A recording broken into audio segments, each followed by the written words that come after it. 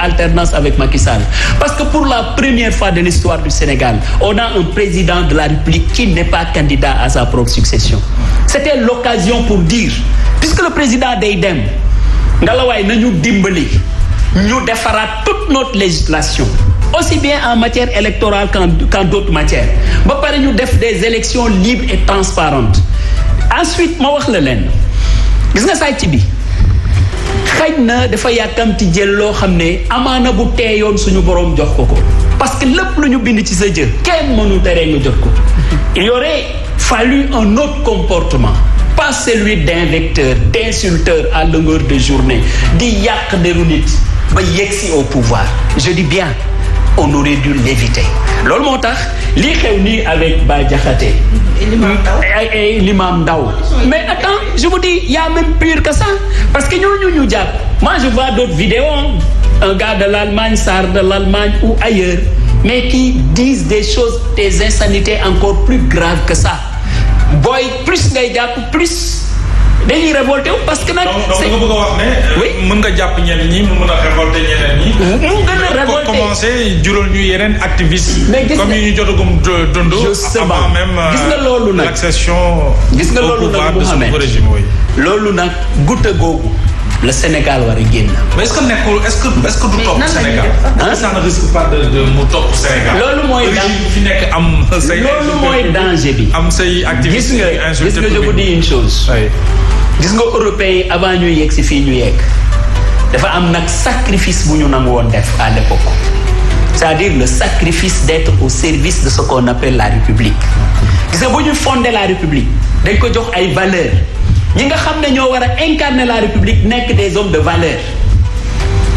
Et li ma xam même si je suis un peu récent mais je ne suis pas un enfant gisoon naa sous le président Abdou Diouf quand même son gouvernement ministre yi boo leen gisee benn ministre buñ ko nommé boo duggee ci quartier ñu ne la non loolu bettuñu parce que du point de vue de son comportement du point de vue de son charisme du point de vue de son élégance républicaine mais ils étaient irréprochables. Mais tey ku la gën a saaga mooy le grand héros. Et s'il s'y ajoute maintenant que ñi nga xam ne ñoo war a incarner réellement les valeurs de la République biñ ci tolloo en tant que opposant seeni làmmeñ lu nekk la doon génne mais c'est la catastrophe. loolu moo tax mais pour xeex ko est-ce que aussi yoon nekkul lu nga xam dañ ko war a mettre en place pour ku defati jiyee yu ni mel ñu rëq sa ndigg parce que yaa ngi wax ne ba war nañ koo xeex maintenant xeex ko comment est-ce que duñu ci contribuer la justice pour évidemment képp ku def loo warta def wala wax loo warta def surtout ci kilifa ñu daan la dama ni loolu est-ce que c'est pas un début de solution si dama ni nekk opposant mënul tax jamais un Saourou Sène valide les insultes de quelqu'un sur d'honorables personnes nekk de l'opposition mënul tax ma nangu ñu yekk ma Samba wala ma Demba loo xam ne wax dëggam yàlla man bu ñu ma ko waxoon j'aurais mal parce qu'il y a mes enfants qui voient ça loolu moo tax aussi il faut que la justice bu bañ a nekk aussi une justice partisane parce que justice bi aussi bu bëggee ñu respecter que na wone que c'est une justice indépendante gis nga l'indépendance kenn mënu ko accorder nit moo ko mën a jëlal boppam mu jaral ko lu ne. condition am cette indépendance. mais bien sûr am nañ ko xam nga. condition la mën a bénéficier wu ba mën a am cette indépendance. d'abord xëy na am na lu ci manqué li ci njëkk manqué mooy lu ñu wax sànq. on n'a qu'à détacher le pouvoir judiciaire du pouvoir exécutif. ceux qui veulent un Sénégal de justice juste. Et comme le PASTEF qui est aujourd'hui au pouvoir avec ses alliés mais ils ont cette opportunité-là li ci nekkoon loo xam ne dañ ko doon ŋaññi mais am nañ possibilité dindi ko bu dee dañu bëgg une république boo xam ne wax dëggam yàlla la justice est totalement indépendante l'Assemblée nationale aussi joue le rôle de législateur et que le pouvoir exécutif exécute mais buñ ko bëggee am xam nañ fu ñuy jaar ils n'ont qu'à déconnecter la justice en ne nommant plus le ministre de la justice ñu am une justice totalement indépendante avec des magistrats yoo xam ne dinañ toog xool la probité des uns et des autres mën a nommer kenn koo xam ne te jox ko un temps bien déterminé nga xam ne temps boobu bu ko jeexalee jeex na. parce que loolu buñ ci yeggoon ce serait un premier pas. waaw mais par exemple li ñuy waxtaanee balaa ñëw tëj.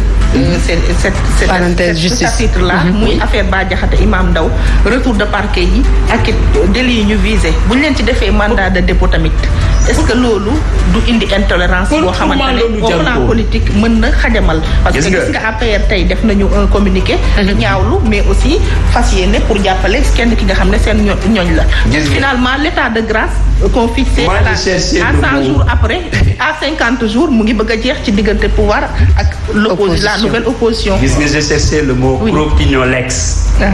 Ça c'est ce qui est en train de se faire, c'est à peu près ça. Gis nga pour man et moi-même en étant aux côtés du président, je ne pensais pas qu'il faille nécessaire de juridiser toutes les questions politiques. Jarul. Lui, il donne une opinion. Surtout quand même avec le pouvoir qui vient d'arriver, des propos tenus par Bah Diakhaté, mais c'est des propos yu ñu xam ci ñoom. Parmi ceux qui étaient avec eux, suivez mon regard. Actuellement, il y a des vidéos qui circulent avec un certain Tounkara. Amul lu mu waxul di rappeler. Donc pour dire tout simplement, Mohamed, pour dire tout simplement, et c'est par là que je conclue pour te laisser parler. Pour dire tout simplement, gis nga justice bu mu doon justice partisane. Surtout que pour un nouveau régime. te ñu taxé leen ko woon. Oui, te surtout que ñoom la rengaine ou la chanson c'était de dire que justice u Macky Sall la. loolu moom dégg nañu Ousmane Sonko wax ko à maintes reprises la justice de Macky Sall. C'est cette même justice qui est là, encore rien n'a changé.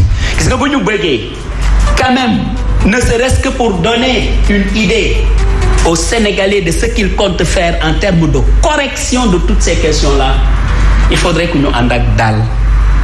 ba pare nag ça ne signifie pas qu'on va valider lu ñu warul valider mais bu waree dal yëpp bi bu waree dal bu mu am xaj ak seen. Très bien. Amiin. waaw non xam nga état de grâce. waaw non xam nga bëgg a précipiter seen diggante opposition. non je pense que état de grâce sax xaw ma kan moo ko ñaan ak kan moo ko joxe waaye man gëm naa ne régime soxlawul état de grâce.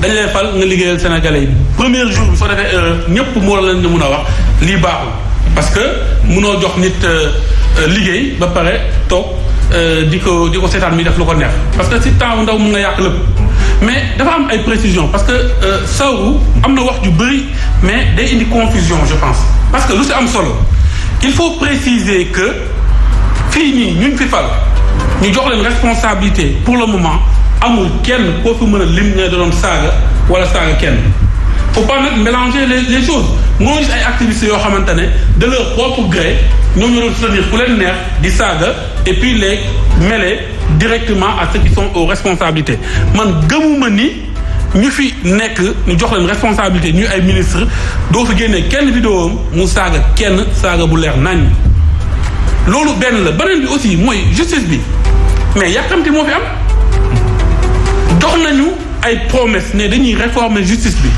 mais promesses yooyu dina ñëw loolu noonu moom dañ ci leer nañ fu mu toll nii lu ñu gëm mooy faut pas établir de lien entre ce qui se passe dans la justice et dans l'exécutif c'est ça la vérité bu loolu su leeree rek duñu def confusion de genre parce que on ne peut pas sous-entendre que lu fi xew yépp dafa mel ni régime bi moo ko indi ñii ñu jàpp régime bi jàpp leen justice moo leen jàpp suñu amee preuve ñu indi ko suñu amul preuve ñu jëm fële. maintenant kenn amul lien aujourd'hui